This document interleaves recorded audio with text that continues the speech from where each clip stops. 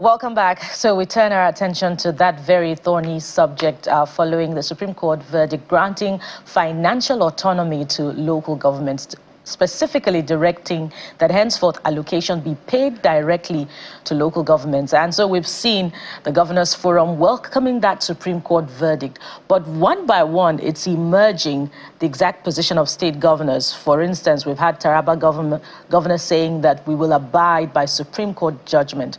But in Oyo State, the situation is not exactly the same, as that verdict is still being considered. We wonder what the other state governments, how they would react to it and implement that Supreme Court judgment. But let's have that conversation, particularly with those affected, and feel their pulse about the implementation. So joining us for this conversation on the program is Comrade Olatunji Ambali, who is the President General Nigeria Union of Local Government Employees, NULGE.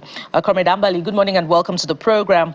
Very quickly, we also have Mr. Aminu Meifata, who is the National President, Association of Local Governments of Nigeria, ALGON. Good morning, Mr. Meifata, and thank you for joining us on the program. Good morning to our wonderful listener. So I'm going to start with you, Comrade Ambali, specifically with, what many consider to be the alteration, if you like, or ideal interpretation of the 1999 Constitution, specifically Section 7 and 8, which recognizes the local government as a third tier of government and also makes a provision for JAC. So some are saying that, how will this exactly be implemented, considering that there are very many states of the Federation that do not have democratically elected local government chairmen, and some where, local government elections are subject to a matter of litigation. So I wonder if that is a concern to NULGE, and what your expectations are about how the Supreme Court verdict will be implemented. Well, thank you, moderator. The local government autonomy judgment is a welcome development. It would pay to all the legalities surrounding mismanagement of local government and abuse of power by state political actors across the country. Some of them have acted in breach of Section 7, subsection 1, and Section 162, subsection 5 of the Constitution for the 4th schedule. You realize that to state governor, they didn't feel local government should exist. That's why they continuously emasculate local government. I've also listened to comments surrounding how to go about the implementation. Let me put this squarely. No governor has power to review the judgment of Supreme Court. Supreme Court is a court of finality. And what they have done, the judgment is a law. So for somebody like Oyo State Governor, who now became jittery, who now became apprehensive and openly angered about autonomy of local government, speaks volume about his sincerity on how he handled local government funds. We also acknowledge and welcome the development in Taraba State.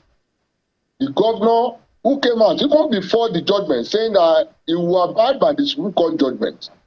You see, these people continuously say that they are not tampering with local government funds.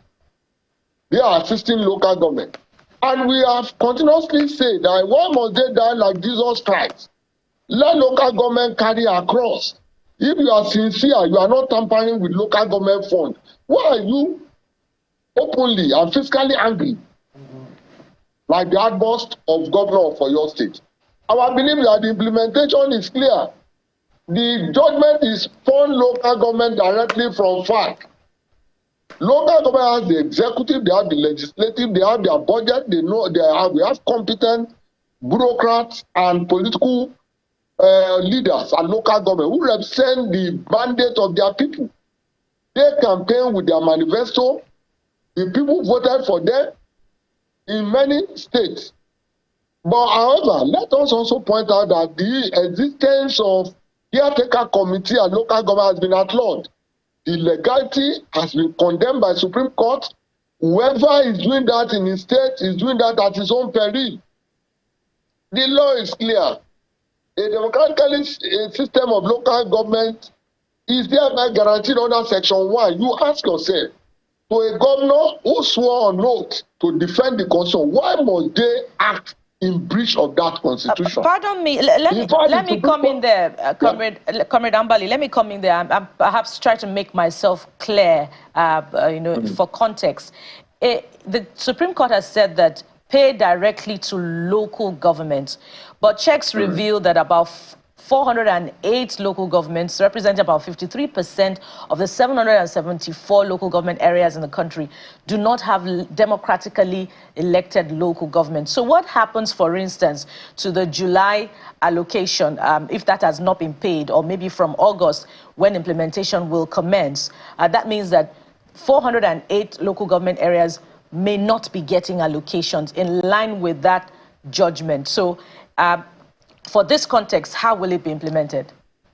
If sincerely we are obedient to rule of law and justice, the court, the highest court in the land, has prescribed the existence of caretaker committee. What I expect the governors and Democrats to have done is to dissolve them.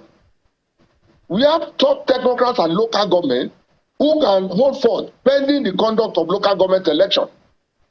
After all, when President Bola Ahmed Tinubu assumed office, before the appointment of ministers, we have permanent secretaries and technocrats who hold forth.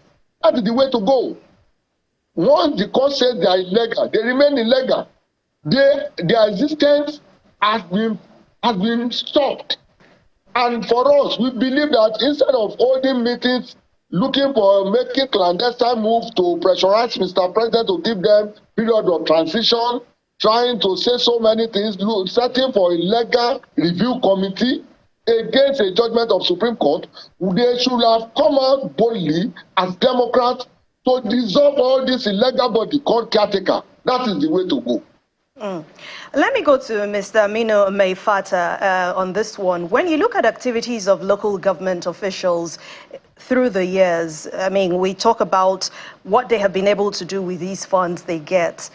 Do you think that some of the reservations these governors have is about, oh, if we give you this funds, you actually do what you're supposed to do with these funds? So, and how would them getting these funds from the federal government directly actually speed up development at the grassroots, where the people who actually need the help actually live in?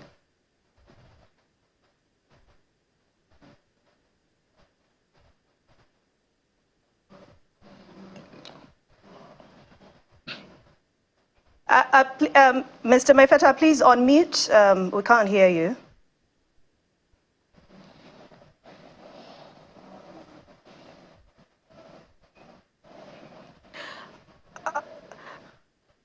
All right, Mr. Comrade Olatunji Ambali, maybe you should answer that question while we wait for Mr. Aminu Maifata to get his device unmuted. Please talk to us about the activities of local government officials who have been giving these funds in the past. You ask a fundamental question, okay, but the answer is simple. Is the federal government not having reservation about the way governors manage resources at the state? Is that a justification to divert, misapplied, and forceful state government allocation? That is not correct. If somebody is expressing fear, I also know that at local government level, most of the political office holders are university graduates. They are well-to-do individuals. They are experienced. We have bureaucrats in local government who have up to PhD, who are well-trained, who are putting minimum of 20, 30 years in service, who were there when local government was enjoying autonomy in the 80s to 90s, before the commencement of this 1999 constitution. So they should allow the system to work. Once local government is well-funded, there must be financial accountability and transparency. That is why in our quest to achieve this autonomy, we lay some things bare to the public. We have freedom of information bill. We need to scale up the skill of councillors and local government to carry out their oversight function competently. The NFIU and NULGE will partner together to make sure we track fund made for local government. And Nigerians must be conscientized to demand for good governance and quality political leadership at local government level.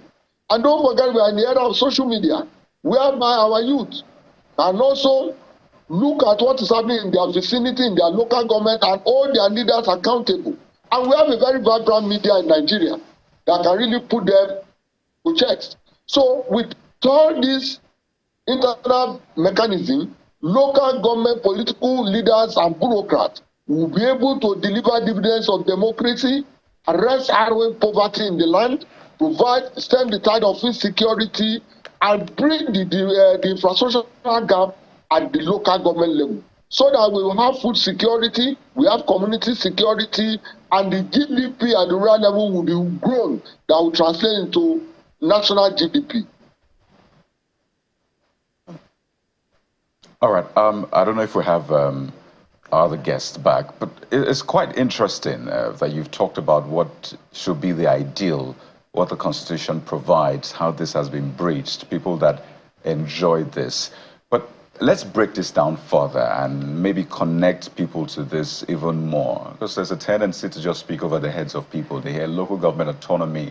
Yes, there's celebration, but they want that. So what will this mean? So I want you to maybe give us a before scenario, and then what we expect to happen now, particularly what local governments will now be providing for the people. So what happened before now? What were the things you were meant to be doing that you were handicapped in doing? The law is quite clear. I know it varies from state to state, but at least the Constitution speaks to some of the things that the local government should be doing practically. So speak to us about the before, what was happening before, and what we should expect now. Is it in fixing roads, street lights, drainages, refuse collection, markets, and the rest? I want you to walk people through that. Yes, let me start from what happened before what is happening now before. What happened before, when local government enjoys semi-autonomy, that is around 89 to 92, when we have the Babangida regime, when local government were directly funded, local government was able to deliver dividend of democracy in the area of functional primary education. That was the era when local government was building schools across the nook and crannies of the country at the rural areas. That was the era when local government was able to provide functional healthcare services, what we call primary healthcare. The primary healthcare centers were built during that era.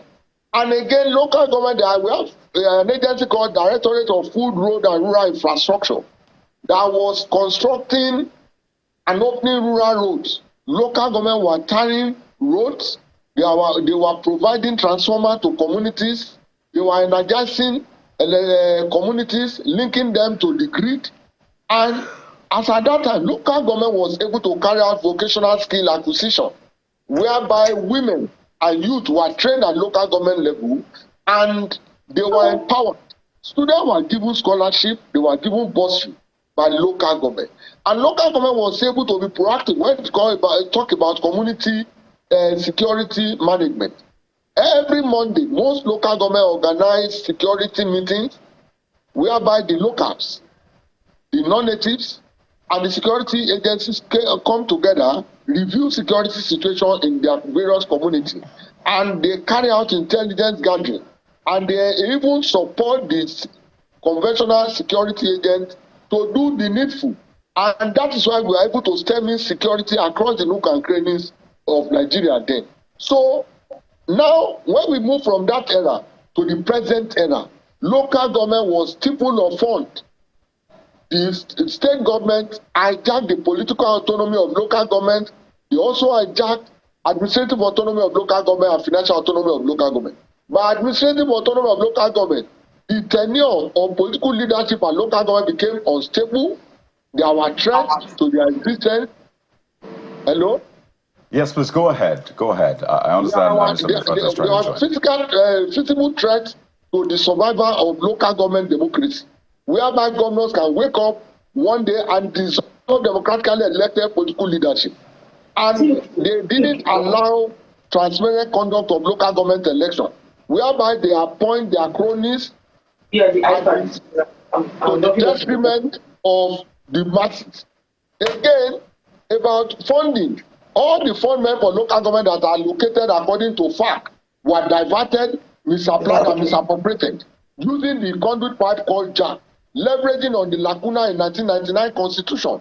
When about 100 million is allocated to specific local government, instead of that JAC to be a distributive account, it now became a transactional account.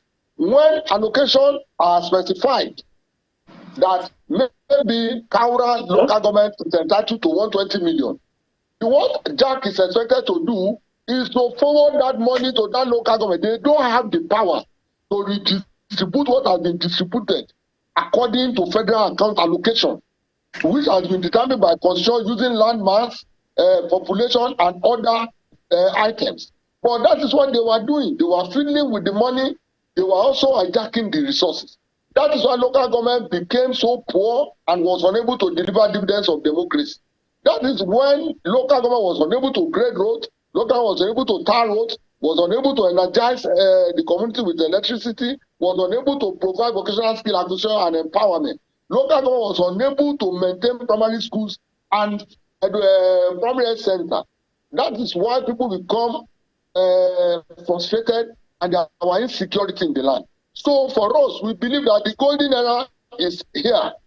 Once local government is directly funded and with the crop of political leadership there, who believe that they have to deliver dividend of democracy and they are accountable to their people, local government will now move. There will be a paradigm shift from this kind of local government that is impotent, unable to deliver, and I ask tenure insecurity to an era whereby the chairman knows that and the councillor knows that no governor will wake up on the wrong side of the bed tomorrow and sack them outright. That has been decided by Supreme Court. So there is tenure security now in local government, and there is fund that will be available for political leaders to implement policies and programs for the betterment of his community.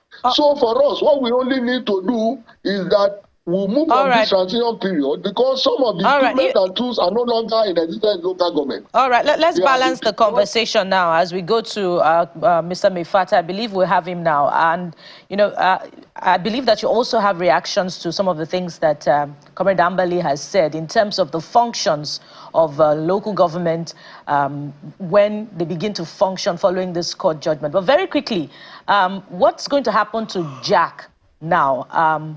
As that, by the verdict of the Supreme Court being abolished, will there be creation of new accounts for local government?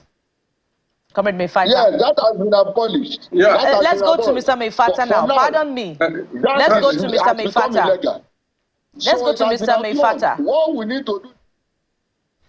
Comrade Ambali, if you can hear us, this is for Mr. Meifata. Let's allow him come in with his thoughts. Over to you now, Mr. Meifata. Yeah, thank you very much. Yeah, by the pronouncement of Supreme Court, JAC is gone. And the good thing of this is that even at the JAC, local government councils chairmen normally are the only members that take decision. So without JAC, it will not be a new thing to councils chairmen. Rather, we go back and continue to do the right thing as clearly spells out in the Constitution and the rules and policies guiding administration of local government councils in Nigeria. We have the F&GPC. We have the legislative arm in the local government councils where a chairman is required to send his budget for passage. We have the F&GPC, which is equivalent to executive council at the state level or at the federal level. Sit down based on the appropriated or approved budget and appropriate funds for various assigned projects.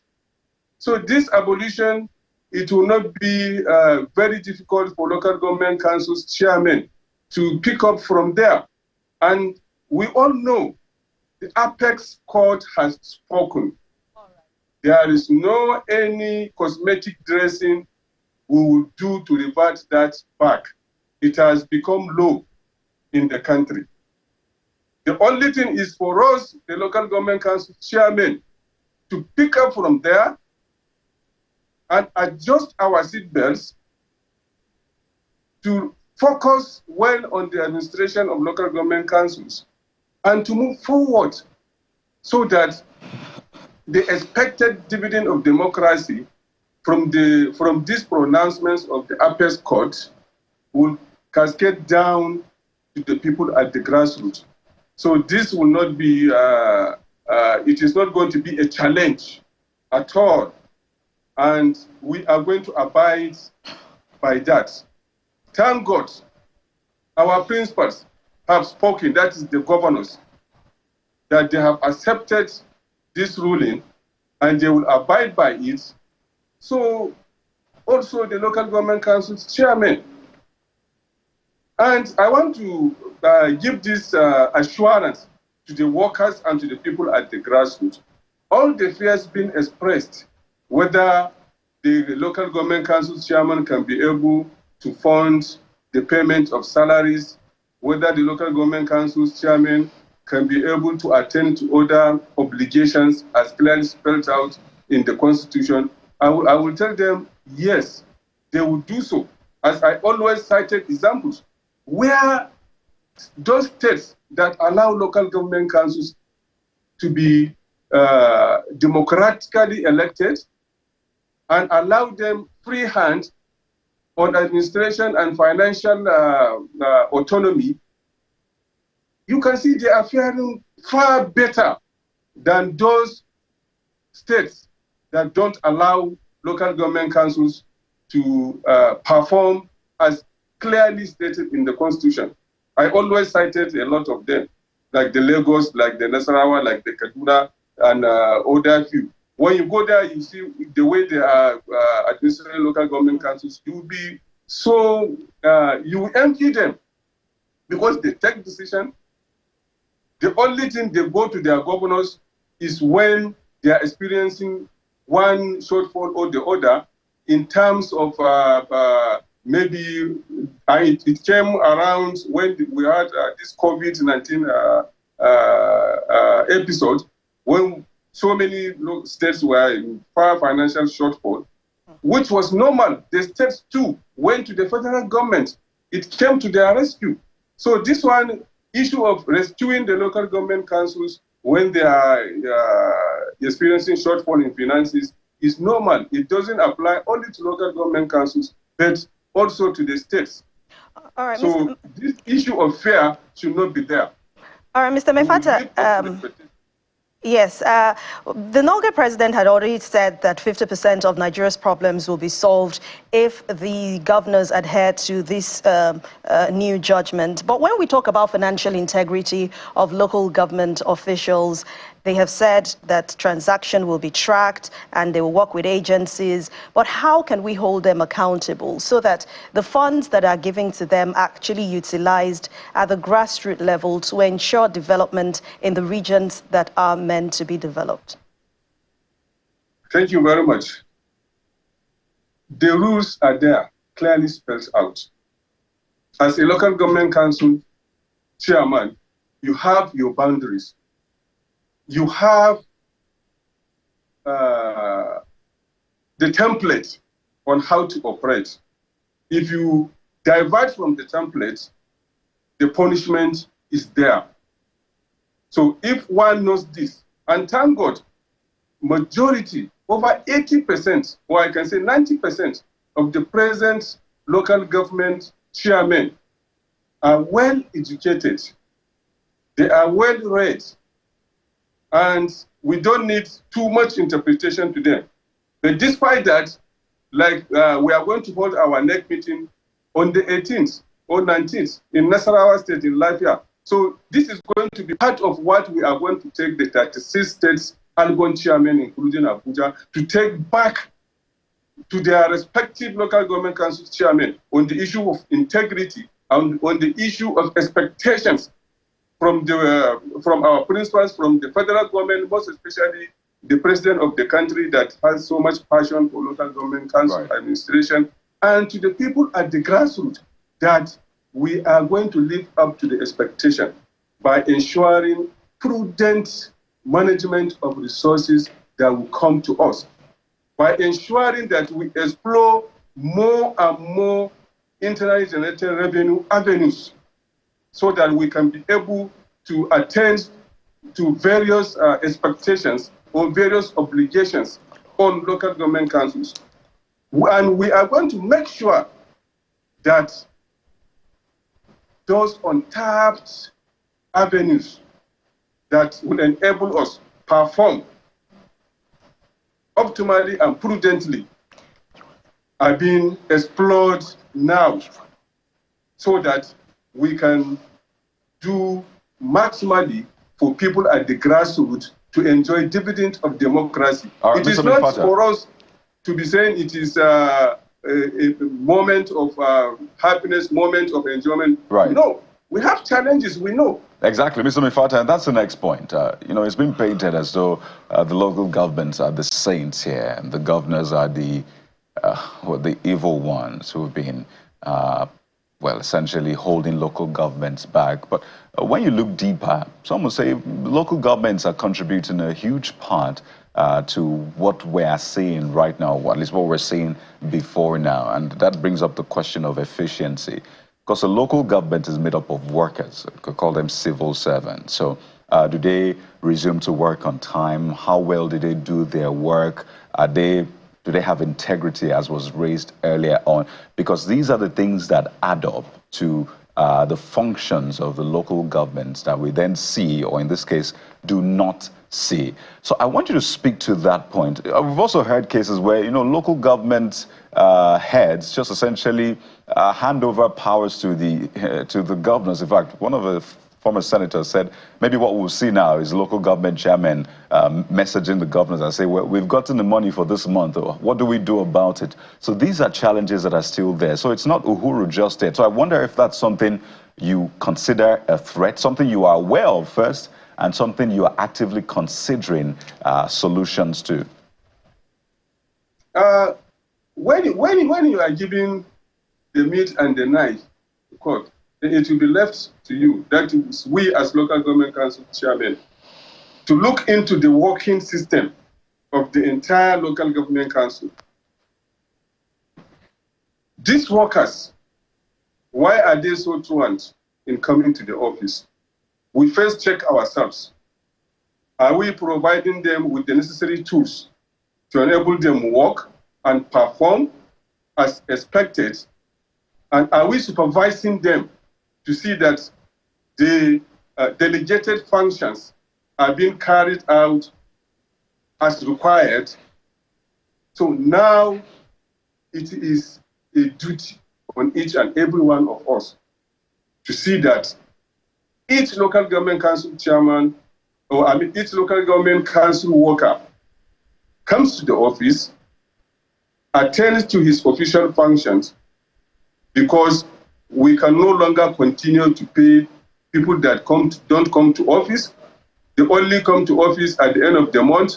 Maybe when they don't hear their alert, then they will rush to the office and say there is a problem. Why? They run to the finance department to find out, I have not had the alert, I have not seen my alert, without even coming to the office for several months. So we are going to sit up. If you want to get paid, you must put your necessary input so that you get paid. So by the special grace of God, since we know that we are left on our own, no any governor now, if a local government council is facing a challenge, most especially financial challenges, will come to its rescue. They will send you away and say, you are on your own. You have the autonomy, so why do you come? So if we know this at the back of our mind, then definitely we must sit up and know where one kobo is going, whether that one kobo is worth going there or not. If it is not worth going there, then we put it and direct it to the right channel that will yield positive dividends to the people at the grassroots. And we know we have a lot of responsibilities, most especially as it concerns security, primary health care, primary schools, rural roads, provision of boreholes, and other basic amenities which the Constitution has clearly given to the local government councils to perform. When we know we have these enormous responsibilities, what do? We need to sit up and be prudent, be honest, all right, and attract trust from the people at the grassroots. Indeed, Mr. Meifata, an important question to ask about accountability when indeed, this autonomy becomes a reality. Some would say that, look at area councils in the FCT, for instance. There are no governors breathing down their necks, but there is more to be desired in terms of development in those area councils. But we'd like to thank you very much, Comrade Olatunji Ambali, the President General, Nigeria Union of Local Government Employees, NULGE, who joined us via Zoom. Thank you so much for your time on the program. I want to also thank you very much, Mr. Aminu Meifata, the National President, Association of Local Governments of Nigeria, ALGON. Thank you very much, gentlemen, for your time. Thank you very much. And so we're all from one local government or the other in the Federal Republic of Nigeria, and a lot of us are doing great things from those local government. One gentleman is one of them, and from what he has, he's transforming his own fortune. So we're going to be looking at the softer side of things after this time out. Join us again. We'll be right back.